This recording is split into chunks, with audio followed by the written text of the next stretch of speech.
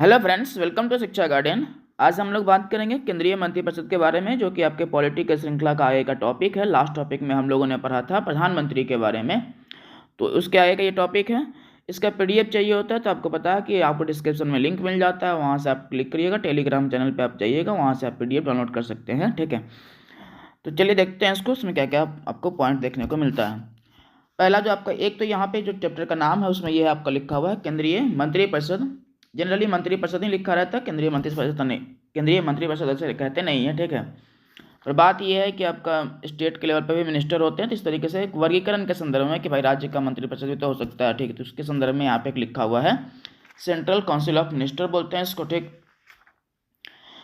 और ऐसे आप कह भी सकते हो, उसमें क्या दिक्कत है, कोई दिक्कत नहीं है, क्योंकि राज्य में भी मंत्रिपरिषद होता है, तो आपको वर्गीकरण के तौर पे आप कह सकते हैं आराम से कि हाँ सेंट्रल मिनिस्टर के बारे में जानना है, समझना है। ठीक, वैसा इसमें आपको संरचना में क्या क्या मिलेगा, तो 3 वर्गीकरण मिलेगा। एक है आपका केंद्रीय कैबिनेट मंत्री, राज्य मंत्री एंड उप मंत्री। ठीक, 3 टाइप में, 3 वर्गों में इसको बांटा गया है, केंद्रीय कैबिनेट मंत्री, राज्य मंत्री और उप मंत्री। ठीक, आप इसको सेंट्रल कैबिनेट मिनिस्टर कह सकते हैं। ठीक, आपको ये उप मंत्री यहाँ पे हो जाएगा। ठीक है, और उसका हो जाएगा क्या, तो इसके बाद आपका ये यहाँ पे राज्य मंत्री का 2 वर्गीकरण मिलता है आपको देखने को।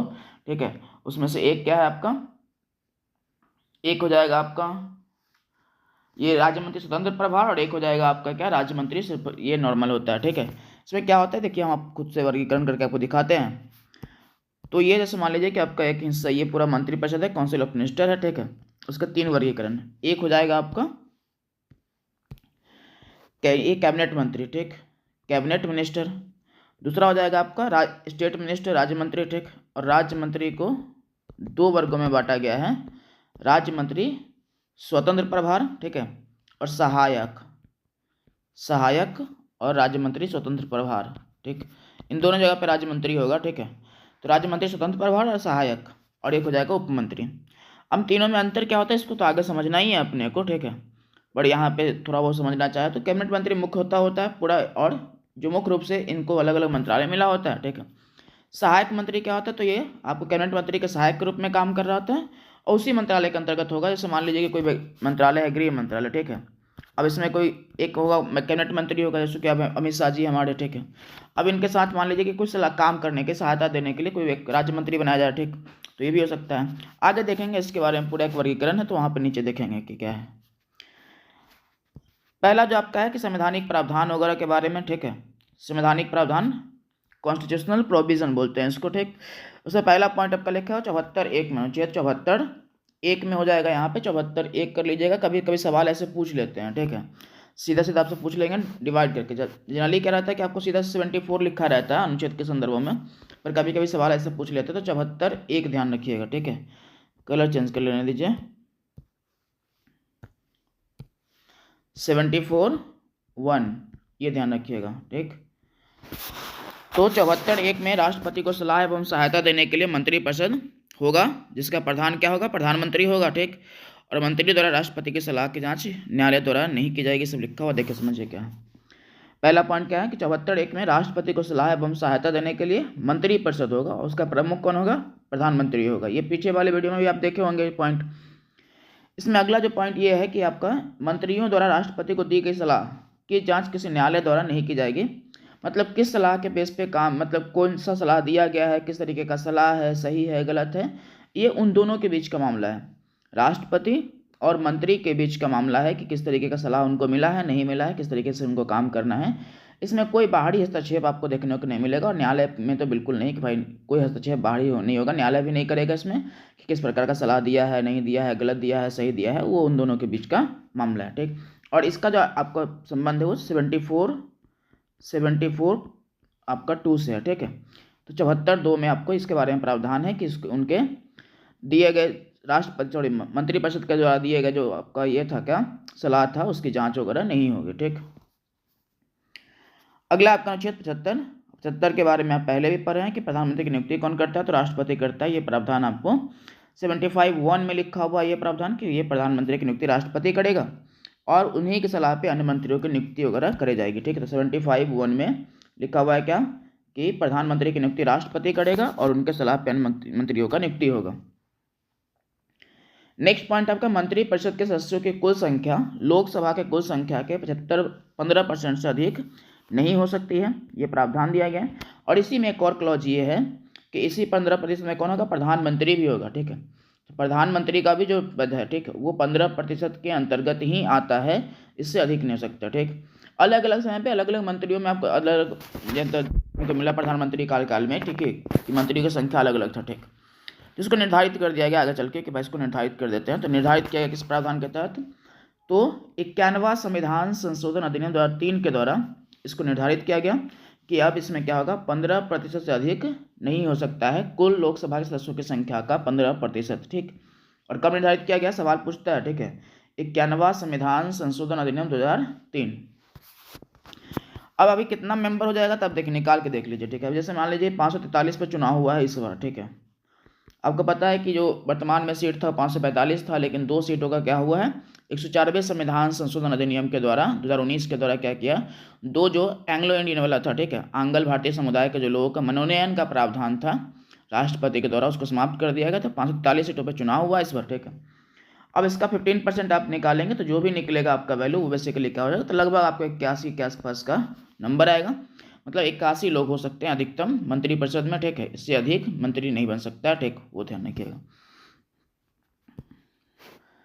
अगला हो जाएगा आपका 75(2) है आपका। इसके अनुसार मंत्री राष्ट्रपति के प्रसाद पर्यंत पद धारण करता है, यहाँ पे लिखा हुआ आपका। तो जो भी मंत्री लोग हैं वो, क्योंकि उनकी नियुक्ति उन्हीं के द्वारा की जाती है, तो उन्हीं के द्वारा पद धारण करते हैं। और उसमें एक और बात यह है कि तथा यह व्यक्तिगत रूप से, ऐसे यहाँ पे भी कह सकते हैं कि यह व्यक्तिगत रूप से क्या है, राष्ट्रपति के प्रति उत्तरदायी होता है, ठीक है। व्यक्तिगत रूप से, बहुत गंदा राइटिंग, व्यक्तिगत रूप से राष्ट्रपति के प्रति उत्तरदायी होता है, ठीक। ये शायद आप वहां पे भी पढ़े हो पहले, ठीक, राष्ट्रपति वाले में थी, राष्ट्रपति के प्रति उत्तरदायी होता है, यहीं पे लिख लीजिएगा आप, ठीक रहेगा।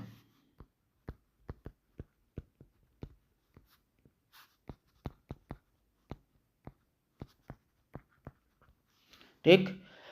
अब अगला जो जाएगा आपका पॉइंट क्या है, उसमें पढ़िए कि जो सामूहिक रूप से क्या होगा, अनुसार सामूहिक रूप से ये उत्तरदायी होते हैं लोकसभा के प्रति, ठीक है। 75(3) में लिखा हुआ ये है कि जो मंत्री परिषद है वो सामूहिक रूप से उत्तरदायी होगा लोकसभा के प्रति। इसका मतलब ये है कि मंत्रिमंडल जो भी निर्णय लेगा, ठीक है, वो सब सामूहिक रूप से लेगा। जैसे मान लीजिए एग्जाम्पल के तौर पे कि आप एक मंत्रालय में, ये मान लीजिए कि 80 लोग हैं, ठीक है, 80 लोग मंत्रालय में हैं, ठीक, मंत्रिपरिषद में है, सॉरी।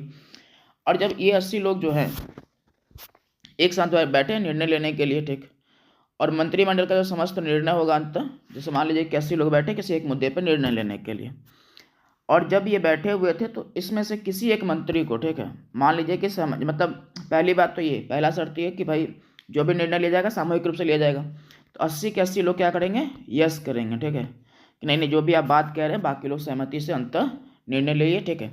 मतलब जो भी विचार करना अंदर विचार करिए, ठीक है। एक बार विचार करने के बाद आप बाहर निकले मीडिया के सामने, संसद में, जहाँ पे भी, ठीक है, तो अंतर सबका सहमति होना चाहिए, ठीक है। खासकर संसद में जवाबदेही बनता है, ठीक है, तो वहाँ पे सहमति हमेशा होना चाहिए कि भाई हम जो भी निर्णय लिए हैं, हम जितने लोग मिलके, वो सब क्या है, हमारा सामूहिक निर्णय है, किसी एक का नहीं है, ठीक। वैसा मान लीजिए कि किसी एक को भी आपत्ति हो इसके अंतर्गत ही, ठीक है, अंदर रहते हुए, तो अंतर उसको त्यागपत्र देना पड़ता है, ठीक है। यदि किसी एक भी व्यक्ति को आपत्ति होगा तो क्या करना पड़ेगा, उसको त्यागपत्र देना पड़ेगा, ठीक। ये प्रावधान उसमें है। तो इसीलिए कहा गया है कि ये जो निर्णय होता है कैसा होता है, सामूहिक होता है, ठीक। तो लोकसभा के प्रति सामूहिक रूप से ये जिम्मेदार होते हैं। और जिम्मेदारी का मतलब ये, उत्तरदायी का मतलब ये है कि जो भी निर्णय होगा मंत्रिमंडल के द्वारा, उस सब के लिए जाइए सभी लोग क्या होंगे, सामूहिक सहमति होगी, सामूहिक रूप से उत्तरदायी होते हैं, ठीक। यदि किसी भी एक व्यक्ति को उसी समय पर, जब निर्णय हो रहा था बंद कमरे में, जहाँ पे भी ऑफिस में, तो उस समय पे कोई ये असहमति व्यक्त हो रहा है तो उनको त्यागपत्र देना पड़ जाता है, ठीक। यदि वहाँ सहमति के बाद बाहर निकल गए और फिर वो कहते हैं कि नहीं हम तो ज़बरदस्ती में ये सब किए थे, तो वो गलत माना जाता है कि वह ठीक नहीं है, ठीक है। मतलब आप वहाँ पर जो भी बोलना है, एक कॉन्फ्रेंस हॉल जहाँ पे भी बैठक होगा मंत्रिपरिषद का, मंत्रिमंडल का, वहाँ पे बोलिए। उसके बाद जब भी आप अपने विचारों को लेकर संसद में जाएंगे, मीडिया के पास जाएंगे, उस समय हमेशा क्या कहना होता है कि सहमति से हुआ, ठीक। ये एक बार की बात है, 1953 के आसपास की बात है। BR अम्बेडकर, जो भीमराव अम्बेडकर, उनके द्वारा एक बिल जो चल रहा था, हिंदू कोड बिल, ठीक है। तो बेसिकली उस व्यवस्था को, हिंदू समाज की व्यवस्थाओं को कंट्रोल करने के लिए, खासकर उसमें यह था कि शादी विवाह के संदर्भ में बातचीत करने के लिए, बहुत विस्तृत चर्चा बाद में करेंगे इसके ऊपर, ठीक है। तो उनके संदर्भ में उनका मत ठीक नहीं था, ठीक, तो सहमति नहीं था, तो अंत उनको त्यागपत्र देना पड़ गया, ठीक। तो ये हुआ था कि भाई किसी भी, मान लीजिए किसी भी मुद्दे पे बैठक हो रहा है और किसी भी एक मंत्री को उस प्रावधान से दिक्कत हो तो उनको त्यागपत्र देना पड़ता है, और नहीं यदि आपको लगता है कि त्यागपत्र हमको नहीं देना, हमको मंत्रालय चाहिए ही, ठीक है, तो अंत आपको कहना पड़ेगा क्या कि हाँ हम सहमत है आपके विचारों से, सब कुछ, तो वो रहता है, ठीक। तो अंत इसका मतलब यही है कि आपको जब भी आप बाहर निकलेंगे तो आप पूरे कामों के लिए सभी लोग जिम्मेदार होते हैं, ठीक है, किसी, और कहाँ पे, लोकसभा के प्रति। अगला हो जाएगा 75(4) के अनुसार, जो आपका यहाँ पे है, प्रत्येक मंत्री को राष्ट्रपति के समक्ष पद एवं गोपनीयता की शपथ लेनी पड़ती है, ये आपको है। नेक्स्ट हो जाएगा आपका 75(5) के अनुसार, किसी व्यक्ति को, 75(5) के अनुसार किसी व्यक्ति को मंत्रिपरिषद का सदस्य होने के लिए संसद के किसी सदन का सदस्य होना अनिवार्य है, ठीक है। इसमें प्रावधान आप प्रधानमंत्री वाले में ही पढ़े हैं, ठीक है, कि प्रधानमंत्री होने के लिए संसद के किसी भी सदन का सदस्य होना चाहिए। उसी तरीके से यहाँ पे भी है, मंत्री होने के लिए आपको संसद के किसी भी सदन का सदस्य होना चाहिए, ठीक है। यदि किसी भी परिस्थिति में आप नहीं है मंत्री, ठीक, सॉरी सदस्य नहीं है, ठीक है, फिर भी आपको मंत्री बना दिया जाता है, तो प्रावधान क्या है, 6 महीने के अंदर आपको किसी भी सदन का सदस्यता प्राप्त करना पड़ेगा। यदि कोई व्यक्ति किसी भी सदन का सदस्य नहीं है, जैसे लोकसभा राज्यसभा का सदस्य नहीं है, ठीक, तो उसको क्या करना पड़ेगा, ये क्या बोलते हैं, मंत्री बनने के 6 महीने के अंदर, ठीक है, अवधि के अंदर ही उसको लोकसभा या राज्यसभा दोनों में से किसी का सदस्य बनना पड़ेगा, ये प्रावधान है, ठीक है, ध्यान रखिएगा इसको। अगला हो जाएगा आपका 75(6) में मंत्रियों के वेतन भत्ते के बारे में कहा गया है कि संसद विधि के द्वारा समय समय पर इसे निर्धारित करता है। तो ये बदलते रहता है, ठीक है, जब भी बदलना हो। इसमें यह है जैसे अभी जैसे है कि सिर्फ 1 लाख वेतन मिलेगा, ठीक है, और उसके अलावा फिर 70,000 उनको अपना एरिया का भत्ता, ठीक है, फिर ऑफिस का खर्चा 60,000 के आसपास, तो इस तरीके से जोड़ जाड़ के पूरा मिलता है, ठीक। 1 लाख रुपये वेतन, बाकी 70,000 ऑफ ये अपने एरिया का खर्चा, जो जहाँ पे भी सभी सांसद है वो हर महीने मिलता है उनको, ठीक। 60,000 रुपये ऑफिस का खर्चा हर महीने मिलता है, उसके बाद फिर और भत्ता है, ठीक, वो सब मिलता है इनको, तो वो सब है। अगला आपका मंत्रिपरिषद की संरचना, जो आपको ऊपर में टॉपिक देखे थे उसको यहाँ पे समझ लेते हैं। 3 अलग अलग वर्गीकरण किया गया इसमें, ठीक है। तो एक हो जाएगा आपका कैबिनेट मंत्री, जो कि उनको मुख्य रूप से मंत्रालय मिलता है, जैसे कोई गृह मंत्रालय है, ठीक है, होम मिनिस्ट्री है, फाइनेंस मिनिस्ट्री है, ठीक है। अब ये सब जो मिनिस्ट्री इनको मिलेगा, ठीक, तो ये मुख्य रूप से वही, जैसे राजनाथ सिंह है रक्षा मंत्रालय के, वित्त मंत्री जी हैं हमारे निर्मला सीतारमण जी, वो गृह मंत्रालय अमित शाह जी। इस तरीके से जो अलग अलग इनको मेन रूप से मंत्रालय के जो हेड होते हैं, ठीक है, तो वो यही होते हैं, तो जिसको कैबिनेट मंत्री कहा गया है, ठीक। राज्य मंत्री का मतलब कैबिनेट मंत्री का सहायक मंत्री के रूप में इसके 2 वर्गीकरण हैं। एक तो राज्य मंत्री वो होगा जो कैबिनेट मंत्री का सहायक मंत्री होगा, और एक हो जाएगा कैबिनेट मंत्री का स्वतंत्र प्रभार होगा, ठीक है। वो जैसे मान लीजिए कि ये होम मिनिस्ट्री है, एक एग्जाम्पल लेते हैं, ये होम मिनिस्ट्री है, इसमें एक प्रमुख मिनिस्टर होंगे जो कि ये अमित शाह जी हैं, और इसके अंतर्गत मान लीजिए कैसे बनाया जाए, ठीक है, वो कैसे बनाते हैं उन लोग अपना विचार से करते हैं कि भाई किस तरीके से किसमें बनाना है, राज्य मंत्री किसमें नहीं बनाना है, ठीक है। अब मान लीजिए इसमें 2 बना, ठीक, कि एक राज्य मंत्री बना हुआ है, ठीक। अब एक किसी जो राज्य मंत्री जो ये होगा हमेशा किसको, अमित शाह जी को रिपोर्ट करेंगे, ठीक। वैसे यदि मान लीजिए कि इनमें राज्य मंत्री स्वतंत्र प्रभार है, ठीक है, स्वतंत्र प्रभार, इंडिपेंडेंट चार्ज बोलते हैं इसको, ठीक, तो ये इसको जरूरी नहीं कि इसको रिपोर्ट करना पड़े, ठीक है, ये अपना ऑफिशियल काम करेगा और रिपोर्ट सौंपेगा, ठीक है। हर बार इनको अमित शाह जी को कहने जाने की जरूरत नहीं पड़ता है उस तरीके से, ठीक। वो तो ये बात हो गया। अब इसी को नीचे में लिखा हुआ समझ लीजिए इसमें क्या है। एक और उप मंत्री होता है, ठीक है, उप मंत्री का काम होता है ऑफिशियल कामों को देखना, तो इसके बारे में नीचे में है पॉइंट, ठीक है। पहला है कैबिनेट मंत्री, यह मंत्रिपरिषद का सर्वाधिक महत्वपूर्ण भाग होता है, ठीक। इसके मंत्रियों के पास प्रमुख मंत्रालय होता है, ठीक है, गृह मंत्रालय, रक्षा मंत्रालय, सब आपको एग्जाम्पल के तौर पर दिया हुआ, बहुत सारा इससे भी ज़्यादा हो सकता है, ठीक। तो ये अगला है शासन संबंधित महत्वपूर्ण निर्णय कैबिनेट के द्वारा ही लिए जाते हैं, तो जो भी महत्वपूर्ण निर्णय होगा इन्हीं के द्वारा लिया जाता है, ठीक है। वो नेक्स्ट होगा राज्य मंत्री। राज्य मंत्री के 2 वर्गीकरण है यहाँ पे लिखा हुआ है। राज्य मंत्री का एक भाग है कैबिनेट मंत्री का सहायक मंत्री, जो राज्य मंत्री होगा, ठीक है, या इन्हें किसी मंत्रालय के कैबिनेट मंत्री के सहयोगी के रूप में कार्य करना होता है। दूसरा आपका राज्य मंत्री स्वतंत्र प्रभार, इन्हें किसी मंत्रालय या विभाग को स्वतंत्र प्रभार दिया जाता है, और सामान्यतः राज्य मंत्री कैबिनेट की बैठकों में भाग नहीं लेता है, लेकिन राज्य मंत्री ये स्वतंत्र प्रभार आमंत्रण के बाद कैबिनेट की बैठक में भाग लेता है। जैसे मान लीजिए कि किसी मुद्दों पे इनको जवाब देने के लिए बुलाया जाए कैबिनेट में, ठीक है। तो पहली बार तो कैबिनेट के मंत्री ये बैठक में जाएंगे नहीं, पर ये जब इनको बुलाया जाएगा किसी मुद्दे पर विचार रखने के लिए तब ये जाते हैं, ठीक है। तो ये यहाँ पे सवाल इससे बनता है, ध्यान रखिएगा, ठीक है।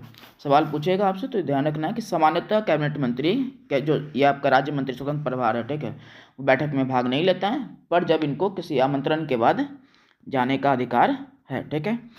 उप मंत्री क्या है, तो ये मंत्री विभागों में प्रशासनिक कार्यों का निर्वहन करने का काम करते हैं और प्रशासनिक कार्यों के साथ साथ ये उनके बीच में समन्वय वगैरह का काम करते हैं, ठीक है, सहायता का काम करते हैं। तो मंत्री एवं राज्य मंत्री के सहायक के रूप में ये काम करते हैं, उप मंत्री का काम ये होता है, ठीक। और इन तीनों के मिलने से क्या बनेगा, तो बनेगा मंत्री परिषद। आगे लिखा हुआ आपका मंत्रिमंडल की शक्तियां एवं कार्य। इसमें क्या है कि कार्यपालिका शक्ति का प्रयोग वास्तविक रूप से मंत्रिमंडल द्वारा किया जाता है। और कार्यपालिका शक्ति मतलब जान ही रहे हैं कि आपको जो शासन व्यवस्था को जो प्रमुख सरकार का जो ये एग्जीक्यूटिव जिसको बोलते हैं, जिसमें आप राष्ट्रपति प्रधानमंत्री सब पढ़ रहे थे, ठीक है। तो अंत यही लोग करते हैं क्योंकि पूरा जो निर्णय होगा सहमति के आधार पर होगा, सब लोग यही लोग करेंगे, ठीक है। उसमें मेन प्रधानमंत्री होते हैं, साथ में काम कर रहे होते हैं। मंत्रिमंडल के परामर्श से ही राष्ट्रपति द्वारा अध्यादेश जारी किया जाता है, ठीक। अध्यादेश जारी वगैरह करने का अधिकार जो आपको राष्ट्रपति को मिला हुआ है, ठीक, वो इन्हीं के परामर्श से होता है।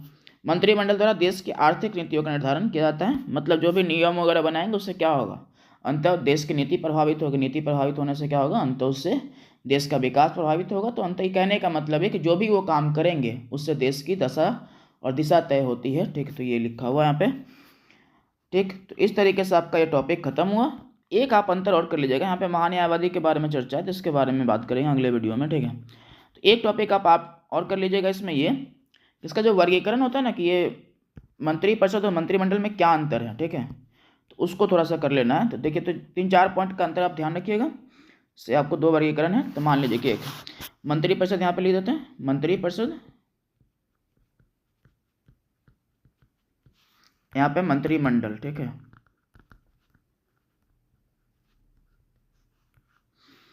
इसमें पहला पॉइंट क्या हो जाएगा, इसमें तीनों मंत्री शामिल है, ठीक है, राज्य मंत्री भी, ठीक। उसका हो जाएगा आपका कैबिनेट मंत्री, और हम बोल देते हैं, आप वहाँ पे लिख लीजिएगा, ठीक है। इसमें तीनों मंत्री शामिल है, कैबिनेट मंत्री, राज्य मंत्री और उप मंत्री, ठीक, तीनों शामिल होता है। इसमें से जो मंत्रिमंडल है इसमें सिर्फ कौन शामिल होता है, तो इसमें सिर्फ कैबिनेट मंत्री शामिल होता है, ठीक। एक अंतर तो हो गया कि मंत्रिपरिषद में तीनों मंत्री शामिल होते हैं, पर मंत्रिमंडल में सिर्फ कैबिनेट मंत्री शामिल होता है, एक अंतर। दूसरा, मंत्रिपरिषद क्या है, तो बड़े निकाय है, ठीक है, मतलब 60 से 70 80 मतलब इस तरह से मंत्री हो सकते हैं, ठीक है, 81 तक हो सकता है, आपको पता है। तो एक बड़ा निकाय होता है, और जो कैबिनेट मंत्री है कुछ प्रमुख लोगों का एक निकाय होता है, इसमें कई निर्णय लिया जाता है कुछ मुद्दों पर, ठीक। वैसा अगला हो जाएगा आपका क्या, ये सामूहिक रूप से लोकसभा के प्रति जिम्मेदार होते हैं, सब तो लिखा हुआ, ठीक है, आगे पढ़ेंगे आप, ठीक। नेक्स्ट हो जाएगा आपका कि संविधान का जो अनुच्छेद 74 और 75 उसमें मंत्रिपरिषद के बारे में चर्चा है और मंत्रिमंडल के बारे में चर्चा नहीं है, ठीक। 74-75 में संविधान के उसमें मंत्रिपरिषद के बारे में चर्चा है और इसके बारे में मंत्रिमंडल के बारे में चर्चा वहाँ पे नहीं मिलता है। इसका जो चर्चा मिलता है वो कहाँ पे मिलता है, तो 44वें संविधान संशोधन द्वारा एक प्रावधान ऐड किया गया था, ठीक है, 44th CAA 1978 के द्वारा एक प्रावधान ऐड किया गया, ठीक। और उस प्रावधान में क्या था कि 352 के तहत जो राष्ट्रीय आपातकाल की घोषणा का प्रावधान है, ठीक, उसके घोषणा ये मंत्रिमंडल के परामर्श के आधार पर किया जाएगा। तो इस तरीके से एक जगह पे आपको शब्द देखने को मिलता है और इससे सवाल भी पूछता है, ध्यान रखिएगा, ठीक। तो यही अंतर आप ऑलमोस्ट याद रखिएगा, इससे आपका काम हो जाएगा, ठीक है। तो उम्मीद करते होंगे आपको ये टॉपिक समझ में आया होगा। देखने के लिए आपका धन्यवाद, मिलते हैं अगले वीडियो में, बाय।